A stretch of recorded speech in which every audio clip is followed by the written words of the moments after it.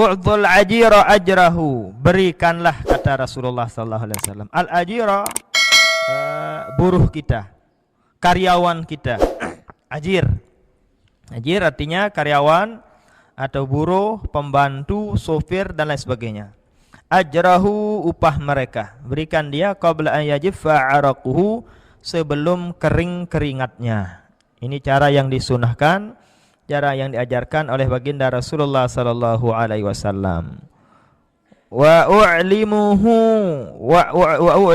ajrahu wa huwa fi 'amalihi, dan beritahu dia ajrahu, upahnya, wa huwa fi 'amalihi, dan buruh atau karyawan kita itu fi 'amalihi tentang apa yang dia kerjakan, apa yang pernah dia lakukan. Nah, ini sunnah, cara, etika, adab kita sesama manusia. Adab akhlak kita sama manusia ada. Ini adab atasan dengan bawahan. Adab majikan kepada buruhnya, adab bos kepada karyawannya, adab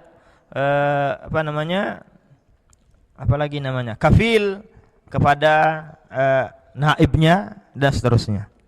Nah, inilah dianjurkan adik-adik, kalau menjadi dengan sugih arak karyawan, ya berikan dia upahnya. Jangan kau zalimi upahnya, karena du'aul mazlumi mustajabun, sabda Rasulullah.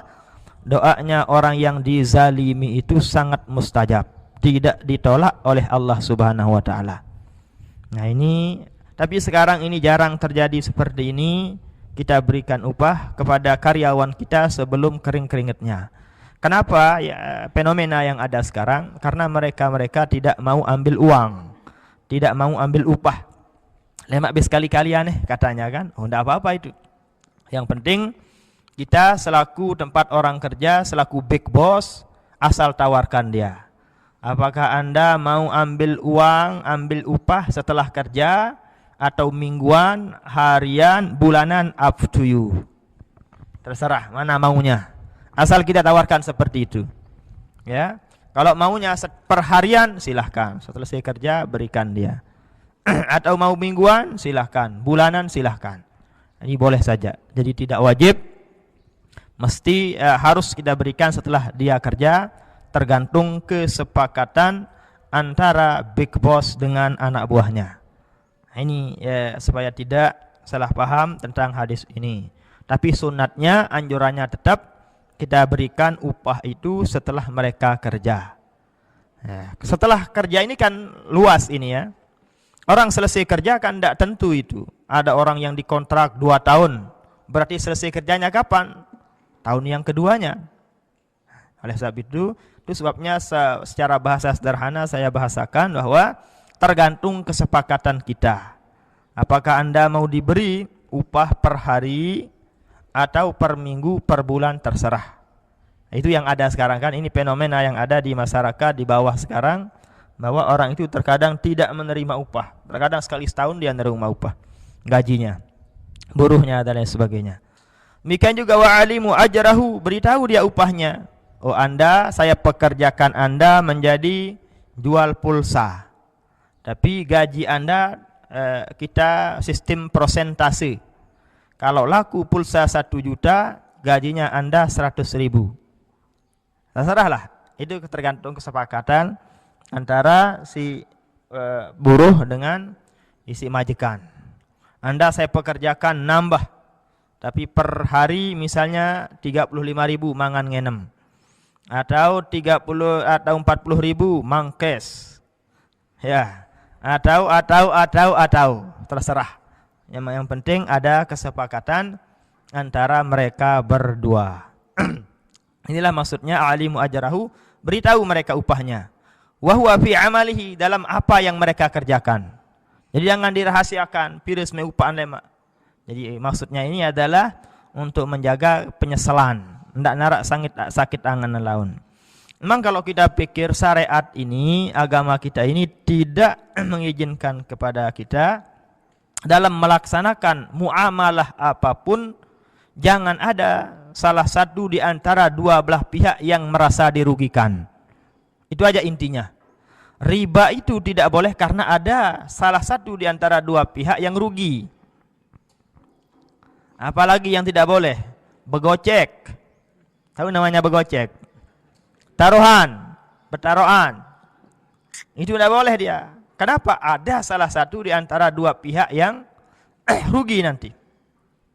Oleh sebab itu secara bahasa sederhana saya sampaikan, ada dalam bab muamalat, dalam bab jual beli, dalam bab apapun, larangan-larangan itu kalau kita pikirkan ternyata penyebabnya, ilatnya ada di antara salah satu dua belah pihak yang merasa dirugikan.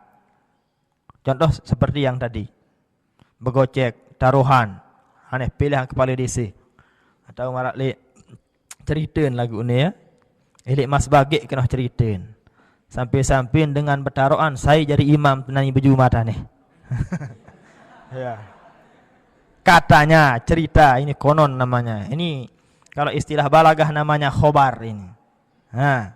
Yaitu ihtimal yahtamilu fihi sidq wal kadhib, bisa benar bisa tidak. Ya. Nah, itu katanya ya. Lamun misal ti anjani saya jadi imam Jumat lemak. Ada yang mengatakan tuan guru saya ini. Ada yang mengatakan tuan guru Saleh. Bertaruh pira 5 juta. Itu dia. Kenapa itu dilarang oleh Allah Subhanahu wa taala? Karena ada di antara salah satu dua belah pihak yang akan rugi. Iya kan? Silakan adik analisa apapun model larangan itu. Maling, kanggut maling atau enggak? Enggak terganggu. Kenapa? Karena ada yang dirugikan. Berzina, nauzubillah. Haram dia. Kenapa? Ada yang dirugikan. Siapa yang rugi? Cewek yang rugi. Gitu kan? Ya, kedua rugi, cuma yang paling rugi yang cewek, kasihan dia. Mamu jarak mungkin kendo.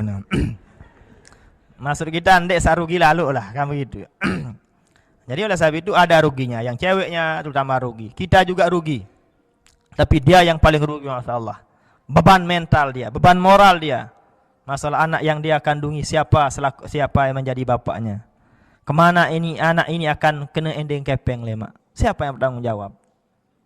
Oleh sebab itu, syariat itu melarang segala hal yang ada di agama kita ini. Kalau kita pikirkan, renungkan, ternyata itulah ilatnya, penyebabnya. Ada yang dirugikan. Nah ini, silahkan pikirkan adik-adik nanti di rumahnya. Apa model hal-hal yang dilarang oleh Allah Subhanahu wa taala. Apa-apa tegawe, selama narak salah sopuk terugian ya, dikanggu apa pegawaian anu. Lagu lot pada untung ya aman. Tidak ada itu. Nah ini, itu aja kesimpulannya. Ya, ini poinnya saya sampaikan. Tinggal adik pikir-pikirkan nanti. Nah inilah arti atau hikmah kesimpulan yang bisa kita ambil dari hadis yang kita baca ini. Rawahul Baihaqi rahimahullahu taala fi sunanihi.